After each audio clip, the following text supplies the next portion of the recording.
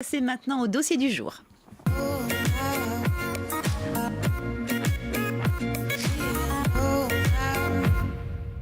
Le bien-être des bébés et de leurs parents, voilà la mission de nos invités du dossier du jour. Je reçois Carole Nicolas, psychologue et spécialiste du champ prénatal, et Danielle Citrata-Berlet, puéricultrice. Bonjour mesdames, vous allez bien? Oui. Vous êtes en forme? On va pouvoir chanter, peut-être danser, on ne sait jamais.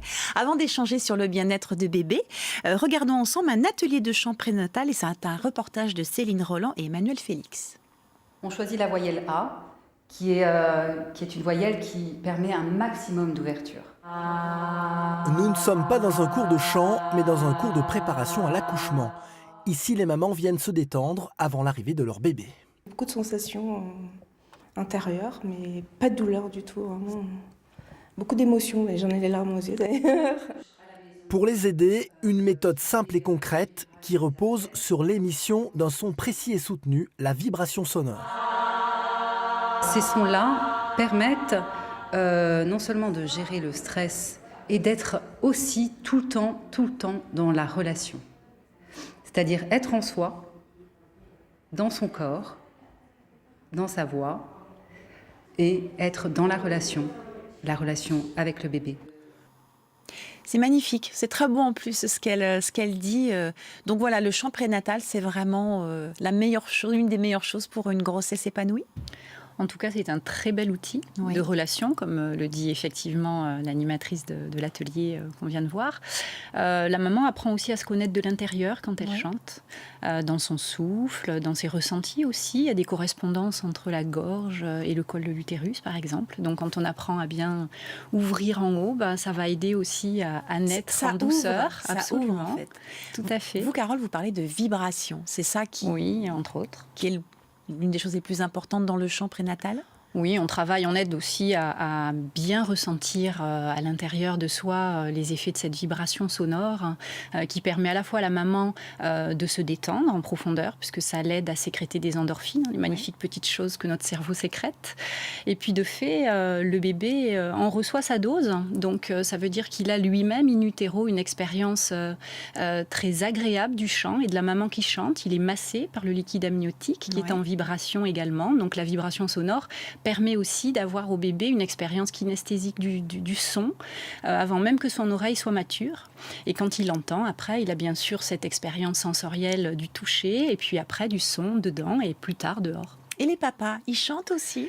On essaie de les motiver à venir. C'est une belle expérience quand les couples viennent ensemble. C'est vrai que ça permet de rajouter souvent des basses.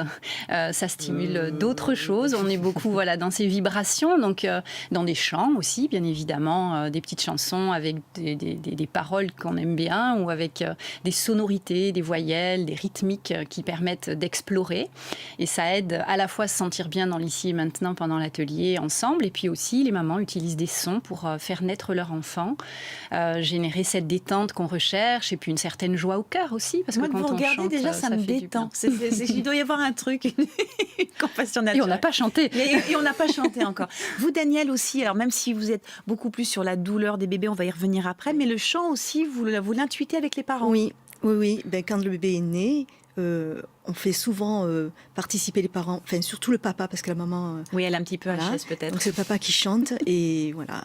Et ça calme, on a constaté que ça calme bien les bébés. Mais c'est ça, c'est que ça calme en fait, c'est que ça calme. Et puis ça calme aussi le personnel. Oui, je pense qu'on devrait tous chanter. C'est pour ça qu'on a mis une musique du jour, c'est que vous puissiez chanter un petit peu avec nous. Donc Danielle, vous, votre expérience, je le disais, elle est différente parce que vous êtes dans des situations de douleur et vous avez mis au point le minotin. On regarde. Chez les bébés, il est difficile d'évaluer la douleur lors d'un soin. Les professionnels disposent bien d'une grille d'évaluation, mais celle-ci, peu pratique, ne permet pas de quantifier correctement la douleur. La grille qui est là est assez compliquée, donc il faut venir dans la nurserie, remplir la feuille et le noter dans le dossier du bébé. Donc c'était pas pratique, donc c'était pas fait correctement. Après une expérience au bloc où elle ne dispose pas de la grille pour évaluer la douleur d'un bébé qui souffre, Danielle et sa collègue Romaine vont imaginer un outil plus pratique à transporter et à utiliser, la roulette Minopain. La roulette, elle représente les 3 critères d'évaluation de la douleur du nouveau-né. Lorsqu'on fait un geste douloureux, ça s'appelle le DAN, on évalue le visage, les mouvements et les pleurs. Et donc là, on n'a plus qu'à tourner les 3 roulettes, aligner les chiffres et à quantifier. Alors, j'ai dit minopin, mais c'est minopain. Pain pour douleur et minot pour les minots, les petits, hein, c'est ça. Tout à fait. Avec l'accent, c'est quand même mieux. On part de ça, en fait, pour arriver... Voilà, tourner, c'est mieux. Non, là, c'est pas les DIN, ça c'est le DAN. C'est ça. 2 grilles différentes. On va d'ailleurs expliquer un petit peu, Ouais. parce que Alors, moi, c'est oui. quelque chose que je ne connaissais pas. Tout à Donc, fait. on a Le DAN. le DAN. Alors, qu'est-ce que c'est? C'est une grille d'évaluation de la douleur aiguë du nouveau-né. C'est-à-dire, chaque fois qu'on fait un geste douloureux, Oui. qui peut être Qui peut douloureux, l'être. on est dans l'obligation, c'est notre rôle infirmier, d'évaluer la douleur avant, pendant et après le soin. Et en fonction du chiffre qu'on va constater, on va réajuster le traitement qui a été mis en place dans le service. Et c'est si Elle on antalgique. dépasse 5... Si on dépasse 5, c'est qu'on a fait mal au bébé. Voilà. Vous ne trouviez pas ça très concluant et très pratique à utiliser? Voilà, c'est pas pratique dans le sens où c'est un format A4. On ne l'avait pas tout le temps dans la poche dans n'importe quelle situation. Donc on a voulu avec Romaine Bigonville faciliter notre travail en le faisant sous forme de roulette. Ces 3 disques qui reprend les 3 critères, l'expression du visage, les mouvements et les pleurs. On n'a plus qu'à tourner en fonction de ce qu'on constate et on chiffre. Et comment ça vous est venu cette idée? Parce que ça a été quelques justement, nuits de réflexion. Il y a eu ça, mais... Oui, on a bien réfléchi parce qu'on s'est dit c'est un outil, la grille d'évaluation est un outil très bien, mais pas pratique d'utilisation. Donc il fallait trouver un outil facile qu'on met dans la poche, qu'on puisse se le passer entre nous, qui est lavable. Et voilà. Et puis bon, on était au bloc avec Romaine, il y avait un bébé qui souffrait, on n'avait pas la grille sous la main.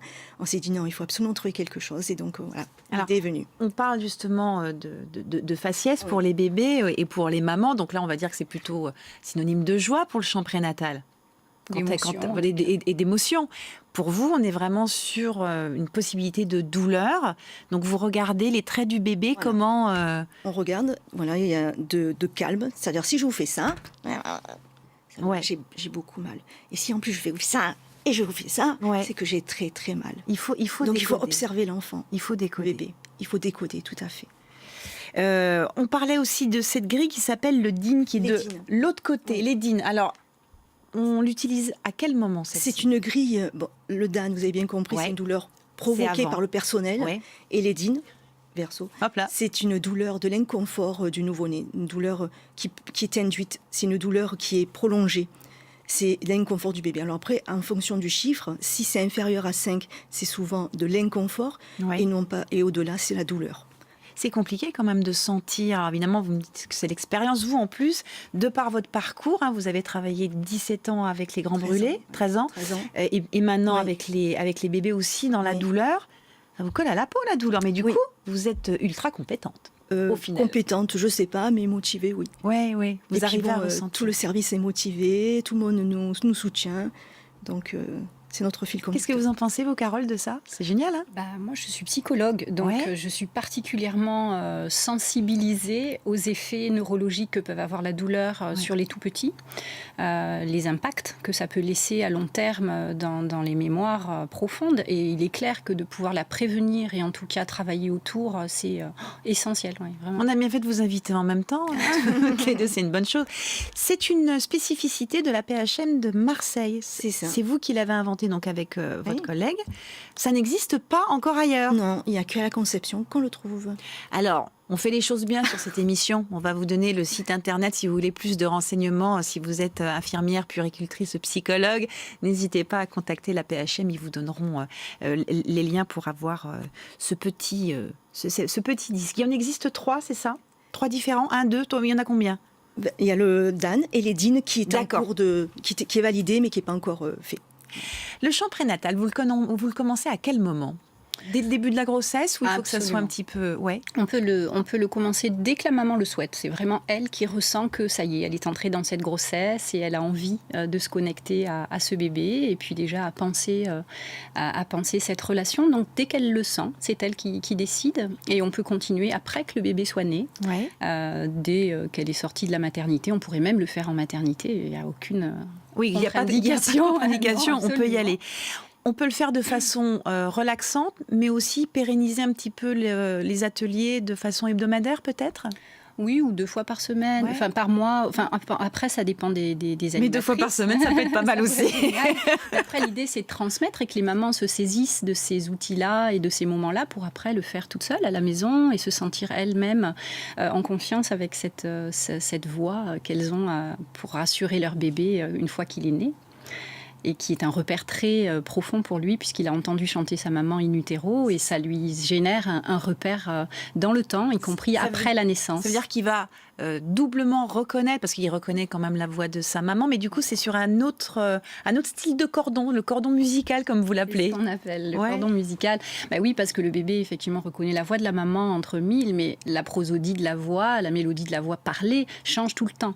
L'avantage de la chanson, c'est que c'est une séquence répétitive, et si la maman choisit une berceuse, une chanson qu'elle va lui chanter régulièrement, ça va vraiment générer chez le bébé un repère très réconfortant et qui va l'aider à se calmer très vite une fois qu'il est là, et ça aide la maman à se sentir rassurée aussi sur sa compétence à l'accueillir et à le calmer. Donc c'est une. On chante quoi, Carole, dans les ateliers? Parce qu'on a vu des exercices, mais quel style de chanson vous utilisez?